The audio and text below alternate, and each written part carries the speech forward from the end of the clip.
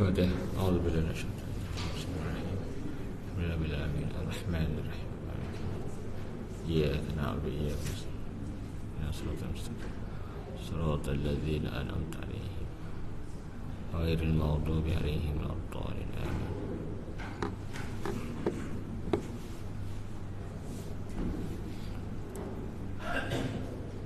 Assalamualaikum warahmatullahi ta'ala wabarakatuh.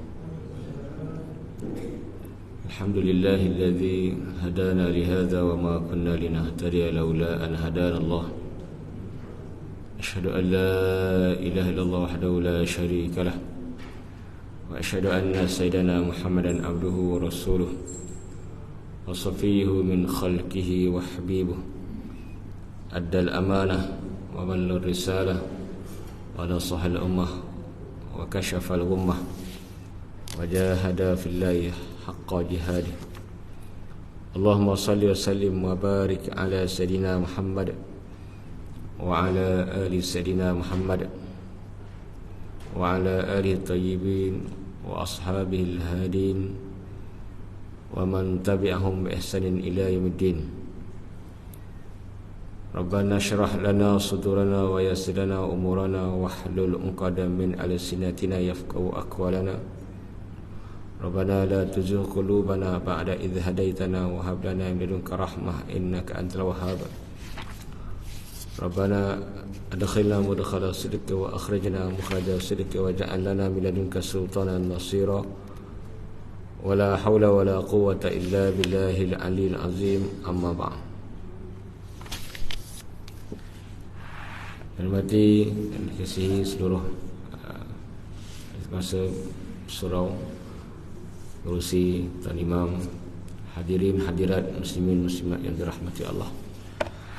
Alhamdulillah, syukur kita pada Allah Subhanahu wa taala pada pagi ini dapat lagi sama-sama kita menyambung kuliah tafsir surah Al-Kahfi. Mudah-mudahan Allah berikan kita kekuatan, taufik, hidayah dan perlindungannya insya-Allah.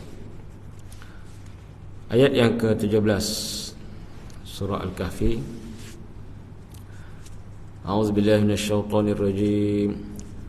Wa tarasyamsa idza tala'at tazawaru 'an kahfihim dzatal yamin wa idza gharabat taqriduhum dzatal shimali wa hum fi fajwatin min dzalika min ayatillah. Man yahdillahu fahuwal muhtad wa man yudlil falan tajida lahu waliyan mursyida. Setelah mana mereka mendapat perintah daripada Allah Subhanahu wa taala agar mereka mencari gua untuk berlindung daripada kejahatan dan kezaliman Raja Daqyanus dan kuncu-kuncunya, maka mereka telah sampai ke sebuah gua yang besar dan Allah telah membantu mereka, memudahkan urusan mereka seperti mana yang disebut ayat yang sebelumnya. Wa idh atazaltumuhum wa ma ya'buduna illallah fa'u ilal kahfi yanshur lakum rabbukum min rahmatih wa yuhayyi' lakum min amrikum mirfaqa. Dan ketika mana kamu telah menjauhi, telah meninggalkan orang-orang penduduk Bandar Ufsus dan juga sembahan-sembahan mereka selain daripada Allah, maka hendaklah kamu pergi ke gua yang besar yang mana Allah Ta'ala akan memberikan rahmatnya yang banyak dan memudahkan. Allah sebut wa yuhayyi lakum min amrikum mirfaqa. Allah akan tahyi ini maksudnya adalah persediaan. Allah akan persediakan kepada mereka mirfaqa. Mirfaqa ni kata Imam Qurtubi wa huwa ma yurtafaqu bih. Setiap perkara yang memudahkan insan. Kalau bahasa Arab moden, marafiq ni facility, kemudahan. Itu bahasa Arab moden lah, tapi dia ada beza sikit lah. Tapi mirfaqah ni maksudnya apa-apa yang memudahkan mereka. Apa yang Allah telah berikan kepada mereka sehingga memudahkan mereka ialah apa yang berlaku dalam gua setelah mereka penat. Mereka penat, mereka letih, mereka tidur, dan matahari telah Allah permudahkan untuk menyebabkan mereka terus tidur selama 300 tahun. Wa tarasyamsa, dan engkau lihat matahari apabila terbit, tazawaru an kahfihim, akan cenderung menjauh daripada gua mereka ke kanan. Dan apabila matahari terbenam, taqriduhum dzatas shimal, akan meninggalkan mereka ke arah kiri. Dan mereka wahum fi fajwatin min, mereka berada di tengah-tengah, di tempat fajwah ni maksudnya tempat yang lapang, tempat yang kosong, di tengah-tengah. Dzalika min ayatillah, ini adalah daripada tanda-tanda kekuasaan Allah. Maknanya mereka tidak terkena sinaran ataupun pancaran matahari yang terik. Mereka dapat cahaya remang-remang, cahaya matahari yang masuk sedikit ke dalam gua, tetapi tidak dipanaskan dengan matahari, kerana Allah Ta'ala telah mengelakkan mereka daripada terkena cahaya panas matahari. Man yahdillahu fahuwal muhtad wa man yudlil falan tajida lahu waliyan mursyida. Sesiapa yang Allah berikan petunjuk, maka dialah orang-orang yang mendapat petunjuk, iaitu orang-orang yang dimasukkan ke dalam syurganya. Wa may yudlil, dan sesiapa yang Allah sesatkan, falan tajida lahu waliyan mursyida, maka kamu tak akan dapati waliyan mursyida, wali yang memelihara, yang menjaga, mursyida, yang memberi petunjuk. Allah ni wali adalah Allah yang yatawalla amrana, yang memelihara dan menjaga urusan kita.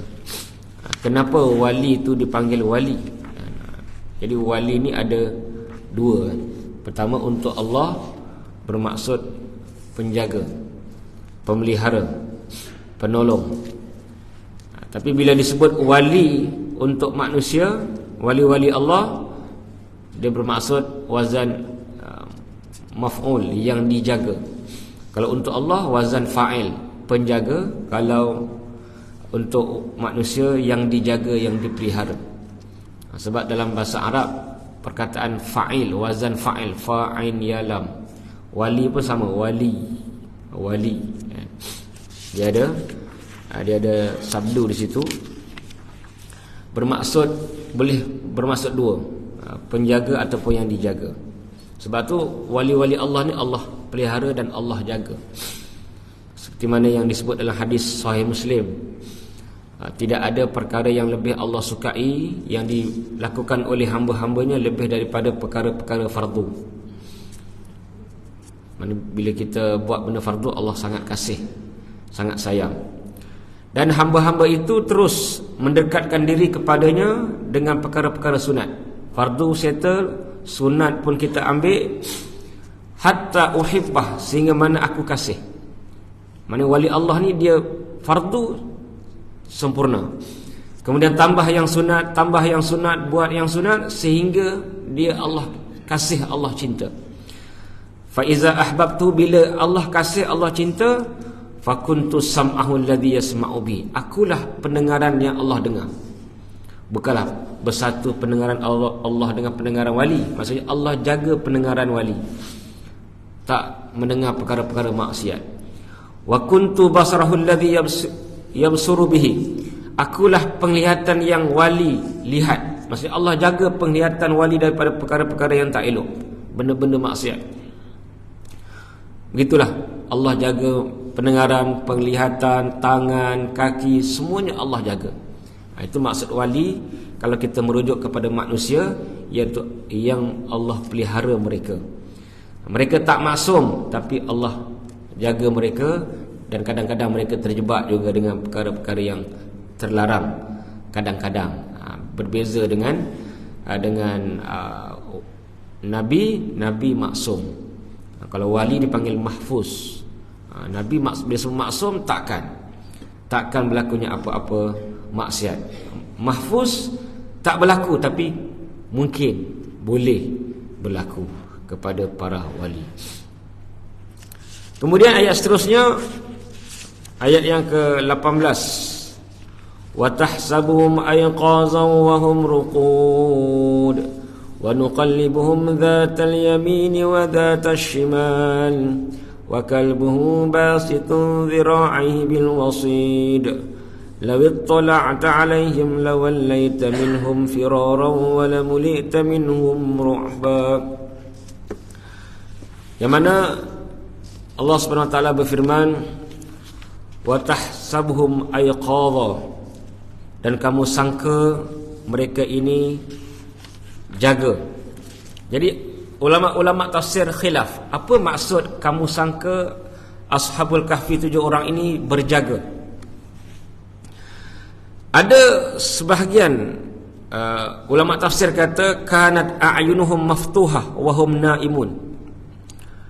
Ada ulama tafsir kata maksud kamu sangka mereka berjaga, mata-mata mereka terbuka masa tidur.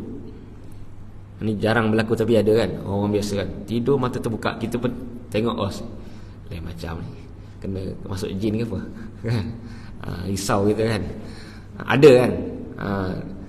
Ni pendapat sebahagian ulama. Wa qala ahli tafsir kanat a'yunuhum maftuhah wa hum naimun fakadzalika kana ar-ra'i yahsabuhum ayqadha, sehingga menyebabkan orang yang melihat mereka seolah-olah mereka tidak tidur, mata terbuka gitu kan, elok je kan. Pendapat yang kedua mengatakan mereka tidak buka mata, tetapi mereka sangat banyak bergerak. Maknanya tidur dalam keadaan aktif, bergerak ke kanan ke kiri, pusing-pusing kan, seperti mana orang yang jaga. Ini dua pendapat para ulama terhadap kenapa Allah sebut mereka seolah-olah berjaga. Dilihat oleh orang biasa seolah-olah mereka ni berjaga, tidak tidur. Wahum ruqud, dan sedangkan mereka ini ruqud. Ruqud ni tidur, baring. Dan Allah sebut wa nuqallibuhum dhatal yamini wa dhatal shimal, dan kami terbalik kan, mana kami apa panggil apa, terbalik kan, ayat pelik pula kan. Kami membolak-balikkan badan mereka ke kanan dan ke kiri. Jadi ulama-ulama khilaf kan. Ada yang kata setahun 2 kali. Lama sangat tu. Setahun 2 kali terbalik. Ada yang kata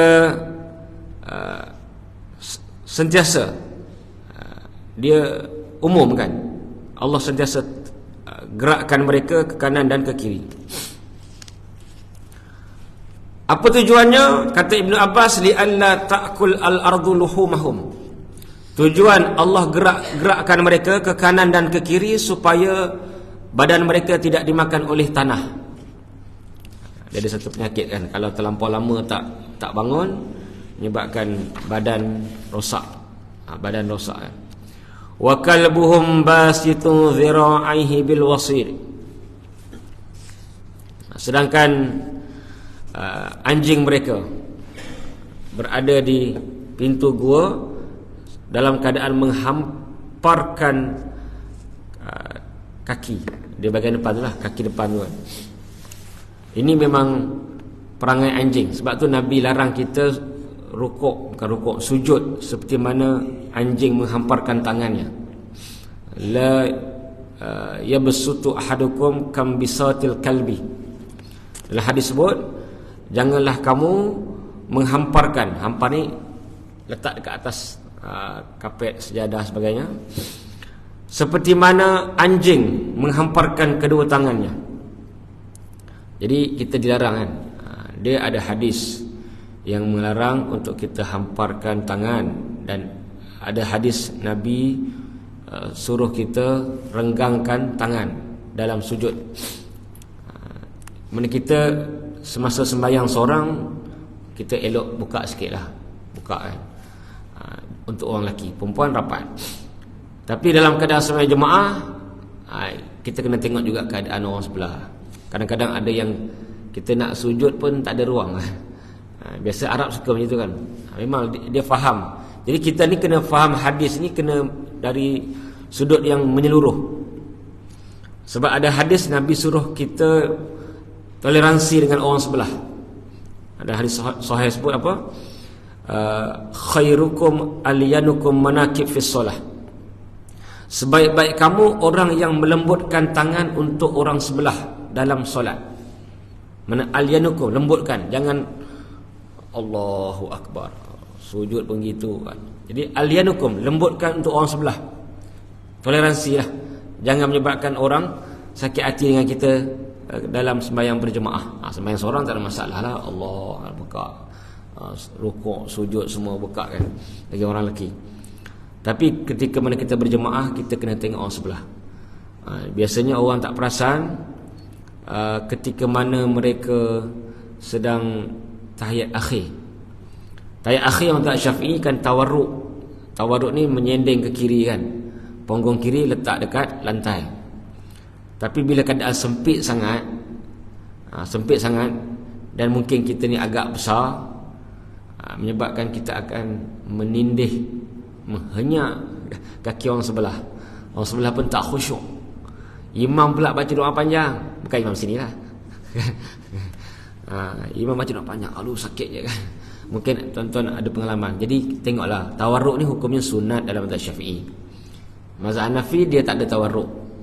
Bukan tawarruk ya, kaf, tawarruk, daripada perkataan warik. Warik ni pangkal peha. Warik. Kalau kita nak pergi tanah Arab kan, nak drumstick, warik lah panggil, warik. Jadi sebab apa warik? Sebab pangkal peha kita letak kat lantai. Sebab tu nama tawarruk, meletakkan pangkal peha ke lantai. Ini sunat dalam mazhab Syafi'i. Kalau mazhab Hanafi semuanya iftirash, termasuk tahiyat akhir. Jadi bila benda sunat, kalau kita mengganggu orang sebelah, pijak orang sebelah dengan punggung kita, dengan warik kita tadi, ini dah mengganggu orang lain dan menyakiti orang lain. Jadi kena fahamlah, bila kita dalam sembahyang, kita tak boleh nak mengganggu orang sebelah. Baik dengan suara kita, baca kuat sangat macam imam, kalah imam.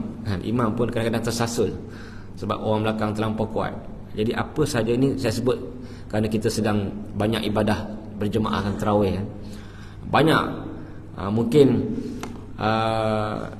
boleh buat list, letak dekat luar surau, luar masjid, list etika berjamaah. Pertama, makmum-makmum jangan kuatkan lebih suara kan, kuat sangat dalam sembahyang, lepas sembahyang. Kedua, kena prihatin dengan orang sebelah, tidak mengganggu dengan badan yang menyebabkan orang sebelah terhimpit. Nabi sebut sebaik-baik kamu orang yang paling lembut bahunya dalam solat. Alyanukum manakib, maksudnya toleransilah dengan orang sebelah kan. Kalau nak selesa jadi imam lah. Imam seorang-seorang duduk depan kan. Banyak lepas sembahyang lalu, ramai lagi lalu depan orang sembahyang. Jadi mungkin kena buat satu etika solat berjemaah supaya kita dapat lebih baik lah. Banyak lagi lah, itu contoh-contoh kan. Kemudian ulama-ulama khilaf tentang anjing. Adakah anjing betul ataupun tentera Allah ghaib? Ada yang kata maksud wa kalbuhum basitun dhira'ihi bil wasit, dan anjing mereka menghamparkan lengannya di pintu gua. Wasit ni pintu gua. Ada yang kata anjing tersebut adalah maknawi, maksudnya malaikat yang jaga pintu gua. Ada yang kata sebahagian. Tapi kebanyakan mufassir, ulama-ulama tafsir mengatakan ianya adalah anjing betul. Seperti mana yang kita tahulah. Mana ada pendapat ulama kata ini bukan anjing betul, ada. Tapi ramai ulama kata ini anjing betul. Dan itulah ulama-ulama khilaf lah. Nama dia ada yang kata khitmir, ada kata hamron, musyir, basit dan sebagainya.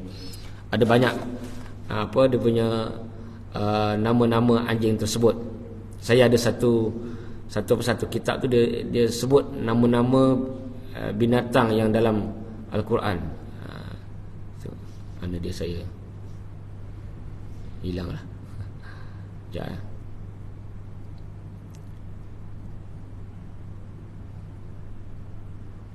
Mana dia?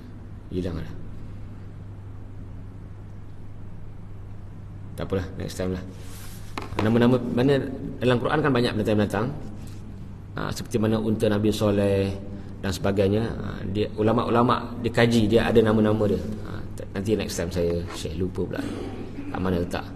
Banyak binatang kan. Antaranya anjing Ashabul Kahfi lah, yang famous namanya Qitmir, tapi sebenarnya ulama-ulama khilaf banyak. Kemudian ulama bahaskan, adakah zaman tersebut boleh bela anjing? Kalau anjing betul seperti mana yang disebut oleh ulama kebanyakan, boleh ke bela anjing zaman dulu? Boleh ke kita pergi bawa anjing pergi mana-mana, teman kita kan? Jadi dalam Quran ni dia banyak cerita pasal umat-umat terdahulu. Dan umat-umat terdahulu ni dia ada syariat yang berbeza. Seperti mana Nabi Sulaiman, dia ada patung-patung. Dalam ayat 13 surah Saba, ya'maluna lahu ma yasha'u min mahariba wa tamathila. Jin-jin buat kerja untuk Nabi Sulaiman. Jin buat kerja pun zaman sekarang tak boleh. Untuk umat Nabi Muhammad, diharamkan kita jadikan jin sebagai pekerja kita. Senang lah kalau kerja jin tu, hebat. Dia tak berhenti. Malam siang buat kerja. Nabi Sulaiman dia punya workers dia punya pekerja-pekerja jin. Sebab tu luar biasa dia punya bangunan-bangunan dia kan, hebat-hebat. Jin ni benda makhluk gaib kan. Itu yang dia offer nak bawa singgahsana Balqis. Qabla an taquma min maqamik, sebelum berdiri Nabi Sulaiman daripada tempat duduknya. Maknanya di sini menunjukkan bahawa jin Nabi Sulaiman ni sangat function, sangat bekerja. Itu pun dah syariat yang tak boleh kita nak apply zaman sekarang. Tak boleh nak berkawan dengan jin, kita minta bantuan jin. Dari surah jin saya lupa. Annahu kana rijalun minal jinni ya'udzuuna birijalin minal insi. Terbalik. Annahu kana rijalun minal insi ya'udzuuna birijalin minal jinni fazaduhum rahaqa. Ini dalil mengatakan tak boleh minta tolong daripada jin. Ayat 6 ke 7 cek balik. Surah jin. Saya lupa ayat berapa kan. Surah jin. Surah jin tak banyak. Dalam semuka setengah ke. Lebih kurang semuka atau 2 muka. Dia tengah-tengah tu, 6 ke 7. Dalil mengatakan tak boleh. Sebab ada orang, masa saya dekat kampung dulu kan, dekat madrasah, ada ustaz yang bela jin. Kan, kata kami bukan sembah kan. Kami ni bagi makan je. Ada juga di Mesir yang berubat, dia guna jin. Jadi jumhur ulama kata haram. Sebab ayat tadi lah, Tuhan kata annahu kana rijalun minal insi, ada manusia-manusia yang ya'udzuuna, minta bantuan, minta tolong daripada jin, menyebabkan jin bertambah sombong. Dan saya pernah nampak sendiri cerita bagaimana, kisah benar bagaimana seorang jin yang bernama Syah Bandar, dia orang Islam bela dia, tak sembah mula-mula, lama-lama dia jadi perangai, minta tu. Jadi kita lama-lama dah terbiasa, apa yang diminta kita layan. Lama-lama jadi tuan dia. Kita jadi hamba dia. Ini kisah benar lah. Sebab tu Allah sebut fazaduhum rahqa. Bila kita minta bantuan pada jin, dia akan menyebabkan lama-kelamaan jin akan sombong dan akan jadi tuan kepada manusia tadi. Sebab jin ni dia punya pekerjaannya tidak seperti manusia. Manusia ni ada batasan. Dia buat kerja luar biasa kan, menyebabkan manusia tadi minta bantuan daripada jin. Jadi hukumnya haram. Sama juga dalam surah tersebut, ayat 13 surah Sabah tadi, Nabi Sulaiman buat patung tamathila, ya'maluna lahu ma yasha'u min mahariba wa tamathila. Buat patung. Jadi buat patung harus zaman Nabi Sulaiman. Zaman sekarang saya dah sebut sebelum ni, patung adalah haram. Zaman dulu harus, zaman sekarang haram. Sama juga dengan anjing. Jadi kata Imam Qurtubi, kana iqtina'ul kalbi jaizan fi waqtihim. Adalah membela anjing harus pada zaman dulu. Pada zaman dulu kan. Dan kata Ibnu Abbas, mereka ni Ashabul Kahfi lari pada waktu malam. Pada mulanya mereka 7. Famarru bi ra'in, tiba-tiba mereka lalu dekat seorang ra'in, pengembala kambing yang ada anjing. Lalu anjing tadi ikut mereka. Ini ada setengah pendapat lah, ada banyak pendapat kan. Oleh itu kesimpulannya, saya buat kesimpulan tentang hukum-hukum anjing ni. Jadi dalam mazhab Syafi'i dan kebanyakan ulama mengatakan bahawa haram kita bela anjing. Haram kita bela anjing. Ini adalah kebanyakan ulama. Kecuali 3 jenis anjing. Nabi sebut maniktana kalban illa kalba masyah au zira'ah naqasa ajruhu min kulli yawmin qirat. Hadis sahih Muslim. Sesiapa yang menjaga memelihara anjing, maka akan berkurangan setiap hari pahalanya 1 qirat. 1 qirat ni dalam hadis lain sebut 1 gunung besar. 1 gunung pahala hilang setiap hari. Maka ulama mazhab Syafi'i, Hambali mengatakan hukumnya adalah haram membela anjing. Kecuali Nabi sebut illa kalba masyah, anjing untuk pelihara bagi dia menjaga binatang-binatang ternakan. Au kalba zira'ah, ataupun anjing untuk menjaga tanam-tanaman. Satu lagi dalam hadis lain sebut au kalba saidin, ataupun untuk buruan. Yang Nabi sebut 3. Anjing jaga tanaman, anjing jaga binatang-binatang ternakan, dan anjing buruan. Tapi as a pet, sebagai binatang peliharaan, enggak boleh, tak boleh, haram. Adalah haram, pahala berkurangan. 1 gunung jenuh kita nak cover balik kan. Oleh itu jangan, tak boleh kita nak apa. Satu lagi tentang hukum, dulu pernah viral kan, ada pelajar veterina, pelajar bahagian veterina apa Melayu, perbinatangan apa dia, doktor binatang lah kan. Jadi dia pelajar, dia dalam amali dia cure, dia rawat anjing lah. Lepas tu okeylah, tu tak masalah, belajar kan. Tapi yang masalahnya lepas dia buat apa rawatan dan sebagainya, dia main-main, dia dokong-dokong, dia bergambar selfie semua kan. Jadi ada orang kata apa masalah, mereka ni dibenarkan sebab nak rawat anjing. Jadi hukuman tersebut adalah terhad kepada orang yang nak rawat sebagainya, tak apa, nak tolong pun tak ada masalah. Anjing sesat, anjing dekat atas atap turunkan, anjing tersepit, anjing apa lagi, anjing jatuh, boleh tolong. Tapi lepas tu tak payah selfie sebagainya. Kerana dalam mazhab Syafi'i, mazhab Hambali kata kita pegang najis dengan sengaja tanpa sebab, hukumnya adalah haram. Ada seorang mufti, siapa yang ikut perkembangan ni tahulah siapa dia kan. Mufti, bukan mufti negara Selangor, bukan Kuala Lumpur kan. Mufti satu negeri tu kata, apa masalah pegang anjing, kita hari-hari basuh berak. Itu tak betul, itu analogi yang tak betul. Basuh berak ni perlu tak? Perlu, wajib, istinja ni wajib. Tak ada lagi mesin yang boleh ada. Lepas buang air besar je, duduk je ada mesin. Selesai. Kalau ada, saya nak beli satu. Tak ada. Jadi tak nak kita kena guna tangan. Dia buat analogi, mufti tu boleh buat analogi yang tak betul. Dia kata harian masa tu program apa, want to be apa, touch dah lama dah kan, masa nak tahun lama dah, 10 tahun lebih saya kot. Saya ingat lagi siapa yang anjur tu. Depan ni ada site apa, tuan-tuan cari Google lah kan. Yang anjurkan siapa yang nak sentuh anjing, program tu kan. Dia kata apa masalah kita basuh najis hari-hari, pegang tak ada masalah. Apa salah pegang najis? Dia yang ulama haramkan tu tanpa ada keperluan. Jadi apa keperluan kita pegang anjing tadi? Macam Betrina tadilah. Apa keperluan dia selfie peluk-peluk lepas dah rawat semua? Dah rawat selesailah. Jadi dalam mazhab Syafi'i hukumnya haram, dan juga Hambali haram kita pegang najis. Lepas buang yang besar kan, ambil satu najis selfie. Contohlah macam itulah. Sedangkan najis anjing ni lagi berat daripada najis tai tadi. Jadi tak boleh, kita kena faham. Oleh itu nak bela disebabkan yang dibenarkan tak apa. Nak jaga security boleh kan.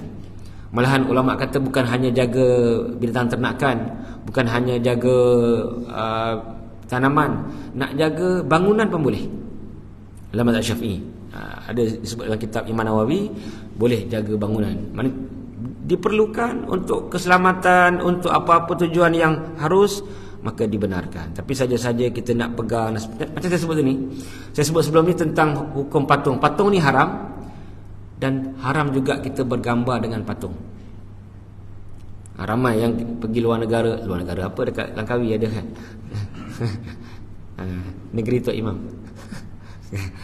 Tadi kena dengan Tok Imam kan. Mana patung tu tak boleh patung tugu ke, patung helang ke, tak boleh. Patung hanya untuk kanak-kanak aja. Aisyah bermain patung. Walaupun Aisyah ni dah kahwin dengan Nabi, tapi lah umur 7 tahun kan, masih lagi anak-anak dia bermain. Nabi pun tak bersama dengan Aisyah masa tu kan, sebab masih kanak-kanak lagi. Sampailah Aisyah balik. Jadi patung hanya untuk kanak-kanak. Orang dewasa tak boleh. Bukan hanya digunakan. Kadang-kadang kita tak guna patung tadi, kita simpan pun tak boleh. Kerana kaedahnya ma haruma isti'maluhu haruma ittikhazuhu. Apa yang haram guna, haram simpan. Arak haram minum. Saya tak minum Ustaz, saya simpan je. Ini yang dulu masa zaman jahiliah Ustaz. Tak nak buang sayang, tak boleh. Ustaz, kalau bagi dekat orang kafir boleh? Dia orang boleh minum kan? Tak boleh juga kan? Orang kafir dia dapat dosa macam kita bila buat benda haram. Cuma di dunia tak ada enforcement, tak ada paksaan, tak ada hukuman terhadap orang kafir yang tak puasa, orang kafir yang tak sembahyang, orang kafir yang minum arak. Kalau minum arak ada lagi lah. Ada peruntukan hukuman dalam undang-undang Islam. Maknanya kita tak boleh nak bagi kat orang kafir, tak boleh. Patung tadi nak bagi orang sebelah Cina kan, you mau kan ni patung, saya punya anak sudah besar-besar lah kan. Tak boleh. Kecuali kalau kita bagi anak dia tak apalah. Kalau bagi dekat orang dewasa, hukumnya adalah haram. Jadi kita elakkan, kerana patung ini menyebabkan malaikat tidak masuk ke rumah kita. Kalau malaikat tak masuk, sama ada anjing ke, sama ada patung ke, Nabi sebut la tadkhulul malaikah baitan fihi kalbun wala surah. Malaikat tak masuk ke rumah yang ada patung dan anjing. Jadi ini Ashabul Kahfi syariat berbeza. Tak boleh kita ambil dalil kata Ashabul Kahfi boleh bawa anjing, kita pun boleh lah. Syariat Allah sebut likullin ja'alna minkum syir'atan wa minhaja. Setiap umat, setiap rasul ada syariat dan manhaj yang tersendiri. Berbeza kan. Dulu pun taubat kena bunuh. Zaman Nabi Musa kan, bila mereka engkar dengan perintah Allah, Allah kata faqtulu anfusakum, bunuhlah sesama kamu. Ada lebih kurang 70,000 Bani Israel yang dibunuh dalam peristiwa tersebut. Maksudnya mereka yang kriminal ni, penjenayah ni, yang buat salah ni, dia duduk di tengah-tengah, kemudian orang yang tak buat maksiat ni duduk tepi, dia balinglah. Baling. Ramailah yang mati. 70,000 yang mati. Sebenarnya yang bersalah tu ramai, 140,000 saja. Separuh mati. Kemudian Allah angkat hukum. Tengah-tengah dia orang tengah baling tombak, baling pisau, baling apa. Akhirnya Allah angkat hukum tadi, tak semualah yang mati. Ini cerita dalam surah Al-Baqarah. Saya ada sebut dalam kelas online tu kan.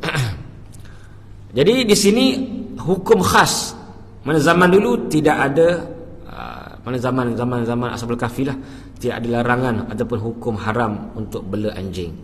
Berbeza dengan zaman sekarang. Oleh itu kita tak boleh nak ambil dalil ataupun hukum daripada kisah ni dan setiap umat ada hukum-hukum yang berbeza kan?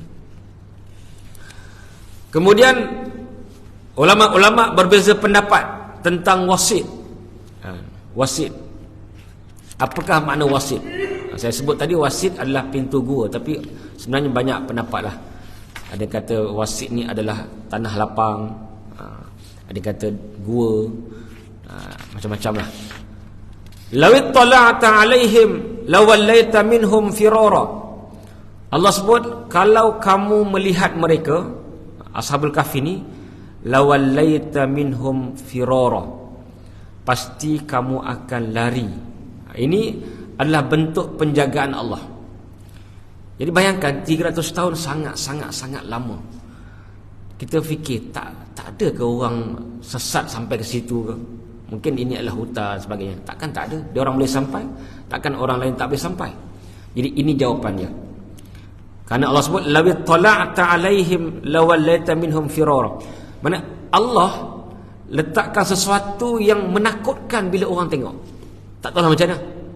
Mungkin orang masuk nampak macam lembaga besar ke, wallahu alam. Itu semua tak ada dalam tafsir. Kemungkinan. Mana Allah bila ada orang masuk je akan nampakkan sesuatu yang mengerikan, yang menakutkan. Yang mana Allah sebut lawallaita minhum firara. Siapa yang tengok, siapa yang masuk dalam gua, dia akan beredar balik firara, lari. Bila sebut lari, kalau benda biasa, kalau tengok sungai, laut, orang tak lari, orang dah habis rupanya tanah. Kita dah sampai ke penghujung tanah ni, kita baliklah semula. Mana kalau setakat pokok-pokok orang tak lari. Mana bila sebut firara, lari, ini mesti ada something apa? Benda yang scary kan? Malahan Allah wala mulita minhum ruqbah. Kalau kamu tengok, kamu akan lari dan dipenuhi dengan ketakutan, ruqbah. Apa dia? Wallahu a'lam. Tak tahu. Benda ni misteri. Ulama-ulama pun tak interpret, tak sebut apa yang menyebabkan orang lari tadi. Adakah nampak besar ke? Jadi dua Allah sebut. Pertama lari, yang kedua penuh ketakutan. Dia macam cerita-cerita hantu kot kan. Macam-macam nampak. Tapi wallahu alam, kita tak boleh nak terang secara lanjut kerana Allah tak sebut apakah yang menyebabkan manusia lari, keadaan mereka ataupun ada penunggu. Macam siapa, Abu Jahal kan, dia nak bunuh Nabi Muhammad, tiba-tiba dia lari ketakutan. Dia nampak satu makhluk yang besar, iaitu malaikat lah, yang nak bunuh dia kan. Mungkin macam itu, malaikat-malaikat yang jaga kan, yang menampakkan rupa-rupa yang menakutkan. Sebab malaikat ni dia boleh merupa dengan rupa-rupa yang pelbagai. Jadi Allah jaga mereka, Allah pelihara mereka. Sebab tu kesimpulannya apa untuk ayat ni, kita bila taat pada Allah, taat pada perintahnya, insya-Allah Allah akan jaga kita. Ihfazillah yahfazka. Jagalah perintah Allah, Allah jaga kamu. Termasuk jaga tadi, bila musuh nak buat kita, nak serang kita, nak apa-apakan kita, Allah letak malaikat. Mungkin di sini malaikat yang berada di pintu-pintu gua menjaga mereka, yang mungkin bila mana orang datang, malaikat akan merupa dengan rupa yang dahsyat. Teringat saya satu kisah tentang malaikat rupa dahsyat ni, satu kisah Nabi Ibrahim. Satu hari Nabi Ibrahim dia berkawan dengan Israel. Dia memang berkawan. Satu hari dia minta dekat Israel, wahai Israel, aku ada satu request, satu permintaan.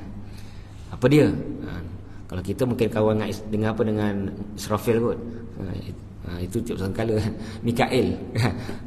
Baru banyak dapat rezeki. Mikael hari ni job tak masuk lah. Tapi Nabi-Nabi banyak kawan dengan apa? Kawan dengan Israel, Nabi Idris, Nabi Ibrahim kan.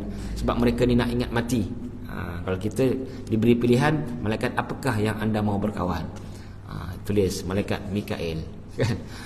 Malaikat yang mengedarkan, memberi rezeki. Jadi diminta apa? Dia kata, wahai Israel, aku teringin sangat nak tengok rupa kau masa cabut nyawa. Maksudnya dia lain. Dia rupa masa cabut nyawa ni berbeza daripada rupa Israel biasa. Israel tak bagi, jangan. Aku tak nak menyakiti hati kau. Sebab sangat scary, sangat menakutkan. Akhirnya dah ialah kawan kan. Tolong sekejap je kan. Akhirnya Israel menunaikan. Dia kata tawalli itu tadilah pusing belakang. Dia pun pusing belakang. Kemudian dia suruh okey ke depan balik. Apa yang berlaku? Nabi Ibrahim terus pengsan. Tengok je rupa terus pengsan. Apa kata Nabi Ibrahim setelah dia bangun daripada pingsan? Dia kata, "Lau lam yakun hunaka azabun illa haza lakanat kafiyah." Kalau tak ada seksaan kepada orang jahat kecuali tengok muka kau masa ni, sudah cukup menyeksakan. Tengok muka pun dah seksa. Mana Israel dia tunjuk muka yang dahsyat. Mana dia tunjuk kepada orang-orang yang jahat lah. Takkan orang beriman dia nak cabut nyawa macam tu. Mana muka ganas, muka scary masa cabut orang-orang yang banyak buat maksiat. Ini kita ambil peringatan lah kan. Mana malaikat ni mungkin di sini, mungkinlah, saya pun tak pasti kan.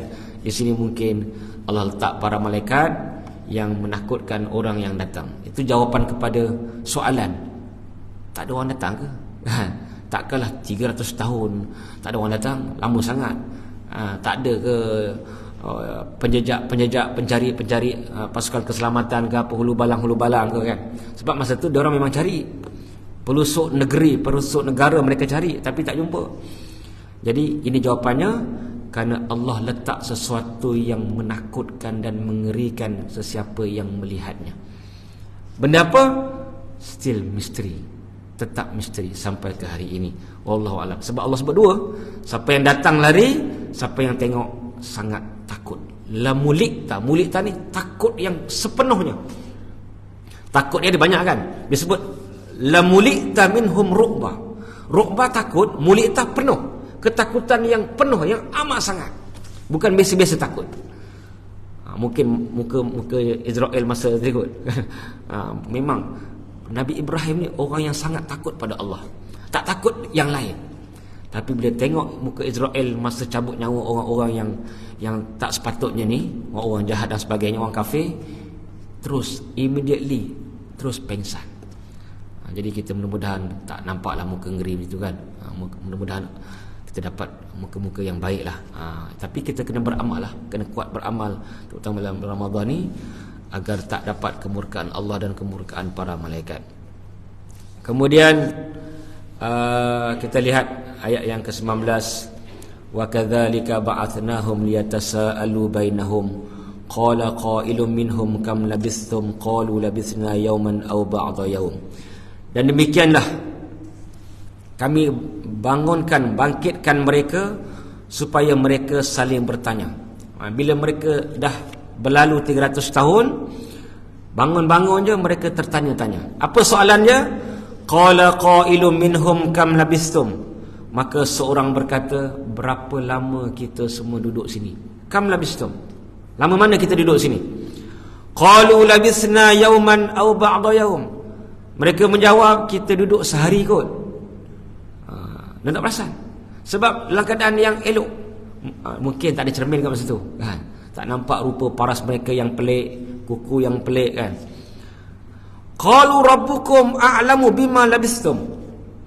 Mungkin ni mungkin untuk Datuk Amruddin kan. Sebulan sekali buat program pentomen. Dulu ada surau mana tak saya pernah tengok lah. Dia buat pentomen. Tahu pentomen kan? Seorang bercakap, ada pelakon. Jadi kita latih budak remaja, bagilah fee sikit kan kepada budak remaja kan. Contohnya saya pernah jadi pentomen ni, juru cakap tu kan, masa sekolah rendah pernah, sekolah menengah pernah kan, masuk pertandingan buat pentomen. Latih budak-budak pentomen. Maksudnya pentomen Ashabul Kahfi. Cerita banyak. Pentomen 3 sahabat yang di pulau di zaman Nabi dalam perang Tabuk. Pentomen ni dia seronok sikit. Dia bukan macam pelakon, tak. Dia pelakon juga tapi tak ada suara. Yang bersuara seorang je kan. Sebab supaya nak senang lah. Pentomen ni dia senang sikit nak kawal. Mana kalau juru cakap tu okey, insya-Allah lah yang okey kan. Walaupun pelakon-pelakon tersalah buat kan. Sebab dia cakap, dia seorang cakap. Kadang-kadang seorang, kadang-kadang dua kan. Supaya dua jadi bagi suara lain sikit lah. Ini satu bukan benda baru, tapi jarang orang buat lah. Saya pernah nampak surau mana. Masa tu saya nampak yang pelakonnya adalah Sabri Yunus. Yang cakap tu ustaz, ada ustaz tu famous juga. Tak ingat siapa yang juru cakap tu. Dia buat kisah 3 orang sahabat yang di pulau kerana tak pergi perang, iaitu Ka'ab bin Malik, Hilal bin Umayyah dan Murarah bin Rabi'. Jadi mungkin boleh buat, kita rekrut lah anak-anak muda kan, Sabtu Ahad ni kan, latih mereka. Mungkin ustaz pun boleh join sekali kan, latih budak-budak ni buat pentomen. Ini satu, sebab kita nak satu kelainan kan. Kuliah tu biasa dah, buat sebulan sekali, 2 bulan sekali pentomen, supaya orang nampak, oh macam ni cerita di Ashabul Kahfi, ini cerita dia. Dia yang tak boleh berlakon jadi Nabi, yang lain tak ada masalah. Maknanya Ashabul Kahfi dan sebagainya tak ada masalah, boleh. Kemudian qalu rabbukum a'lamu bima labistum. Sebahagian kata Tuhan saja tahu berapa lama kita duduk. Fab'athu ahadakum biwarikum hadhihi. Mereka sudah lapar. Mereka lapar yang amat sangat. Maka mereka berkata, pergilah seorang kamu dengan duit perak ini. Warik ni duit perak. Ilal Madinah, ke bandar Afsus. Falyanzur ayyuha azka ta'aman. Maka lihatlah, pilihlah makanan yang paling baik. Tengok. Ini cara kita nak pilih makan. Nak pilih makan bazar Ramadan ke kedai makan ke apa, cari azka ta'aman. Zakah ni maksudnya yang suci, yang bersih, yang sihat. Mana nak cari yang paling sihat, paling elok, bukan cari yang paling sedap, paling manis, bukan. Bukan yang paling paling menggiurkan. Oh, dia punya presentation dia sangat cantik, tapi zero khasiat. Jadi inilah falyanzur ayyuha azka ta'aman, makanan yang paling baik, paling mana yang halal, yang paling baik, yang paling elok. Dia tak kata alaz, dia tak kata carilah yang paling lazat, dia tak kata cari yang paling lazat, tidak. Ataupun dia tak kata carilah yang paling mahal, aghla, tak.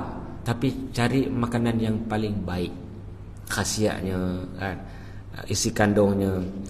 Falyatikum birizqim minhu, dan bawalah makanan, rezeki, maknanya bawa ke sini. Waliyatalattaf, tapi berhati-hati. Waliyatalattaf maksudnya berhati-hati. Setengah ulama kata perkataan waliyatalattaf ni adalah perkataan yang paling tengah dalam Quran. Setengah ulama kata. Quran kan banyak, 6,236 ayat tak salah saya kan, 6236. Dia senang je, 6 belakang, tengah-tengah 23. 6,000. Tapi ada banyak pendapat lah. Itu antara pendapat 6236 kan. Jadi perkataan yang paling tengah ialah waliyatalattaf. Apa maksudnya? Berhati-hati. Sebab mereka bimbang kalau kena tangkap. Wala yush'iranna bikum ahada, agar tidak sesiapa pun perasan. Sebab apa? Innahum iyazharu alaikum, sesungguhnya sekiranya mereka dapat tangkap kamu, yarjumukum, mereka akan rejam kamu, bunuh kamu, au yu'idukum fi millatihim, ataupun mereka akan kembalikan kamu ke agama mereka. Walan tuflihu abada, kamu takkan berjaya selama-lamanya. Ini kataan akhir. Apa kataan akhir dia? Kamu kalau kembali kepada agama lain, kamu takkan berjaya forever. Islam sahaja adalah agama kejayaan. Itu kita kena pegang. Sekarang ni banyak saya sebut sebelum ni kan, banyak suara-suara sumbang, komen-komen yang tak elok daripada, tak tahulah, nama macam Islam, suka komen kan, dia suka kritik, inilah orang Islam jahat. Ada, saya banyak kali baca, inilah Quran tak betul. Dia berani sekarang, banyak saya baca kan. Tapi adalah yang komen-komen balas kan. Tapi yang tak syoknya, kalau nama-nama pelik-pelik tak apalah. Ini nama Ali, Ahmad tak ada kot. Nama-nama Melayu lah. Mungkin fake news, fake account kot. Nama-nama biasa tapi komen-komen yang serang Islam. Jadi kita tegaskan bahawa walan tuflihu abada, Kata Ashabul Kahfi, kalau kamu kembali kepada agama lain, kamu takkan berjaya selama-lamanya. Ini kita ingat pesanan Ashabul Kahfi. Kita beri kepada anak-anak kita, agama Islam sahaja agama kejayaan. Tapi orang sekarang nampak kejayaan tu dunia, tu masalah dia. Tak berjaya pun. Tengok semua billionaire, semua orang bukan Islam pun, tak ada pun senarai terkaya dalam Malaysia, dunia ni orang Islam. Itu yang tak betulnya. Kejayaan utama, wa inna darul akhirata lahiyal hayawan. Kehidupan akhirat adalah kehidupan sebenar. Kalau kita nak kata kaya berjaya, Nabi 3 hari tak makan. Datang Fatimah bawa roti kering yang pecah-pecah tu. Nabi kata, apa ni? Ini pecahan-pecahan roti, wahai Rasulullah, aku cubit. Maka Nabi kata, wahai Fatimah, inilah makanan pertama masuk dalam perutku sejak 3 hari. Kalau kita kata kaya berjaya, macam budak-budak muda sekarang kata, ataupun orang-orang sekarang kata kaya berjaya, aku berjaya, anakku berjaya. Saya pernah kan habis khutbah Jumaat, Ustaz, alhamdulillah Ustaz, bagus Ustaz khutbah. Saya pun alhamdulillah Ustaz, berkat doa-doa Ustaz, anak-anak saya berjaya. Pertama doktor, peguam, syarah disebutlah. Saya tak tanya pun. Dia apalah, dia seronok kan nak cerita pasal keluarga dia. Saya pun tak kenal sangat pun, biasalah, saya pun faham kan. Tapi dia sebut, anak kerja apa pun tak salah, nak kaya tak salah, tapi kejayaan adalah di sana. Maknanya kalau anak dia kerja tukang sapu tak berjaya, itu salah. Itu fahaman barat, itu fahaman dunia. Nak kerja kaya tak salah, kerjalah. Sahabat Nabi ada yang kaya raya, ada banker, Amr bin As banker. Maknanya orang simpan duit dekat dia, kaya sangat. Ada 40 juta dirham masa beliau meninggal. Kaya tak salah, tapi jangan sebut kaya berjaya. Itu bukan daripada Islam. Kaya dalam Quran, orang yang khusyuk, orang yang bertakwa. Sebab itu sebut walan tuflihu izan abada kan. Maksudnya kalau kamu kembali kepada agama lain, kamu tak akan berjaya. Sebab berjaya hanya dengan Islam. Ini yang kita kena faham, kejayaan hanya di sana. Di dunia hanya tempat ujian. Kaya miskin ikut sukalah, terpulang. Tapi kejayaan yang sebenar adalah di sana. Ini yang kita kena faham. Kalau tidak, menyebabkan banyak anak-anak muda kita yang stres, yang gila pun ada, yang bunuh diri pun ada, sebab mereka tak dapat kaya di sini. Kawan-kawan ada kereta, kawan-kawan dah ada kejayaan, dia tak dapat, dia tension, ramai anxiety, depression. Sebab kita kena tekankan bahawa kejayaan yang sebenar di sana. Di sini usahalah, dapat rezeki alhamdulillah, tak dapat try lagi. Itu adalah ujian Allah Taala. Wallahu a'lam. Kita sambung esok insya-Allah. Bismillahirrahmanirrahim. Alhamdulillahirabbil alamin. Wassalamu ala alihi washabihi ajma'in. Allahumma inna nas'alukal huda wa tuqa wal afafa wal ghina. Rabbana ja'alna muqimis shalah wa min dzurriyyatina innaka sami'ud du'a. Rabbana atina fid dunya hasanah wa fil akhirati hasanah wa qina adzabannar. Wa sallallahu alaihi wasallam Muhammad walhamdulillahirabbil alamin. Assalamualaikum warahmatullahi wabarakatuh.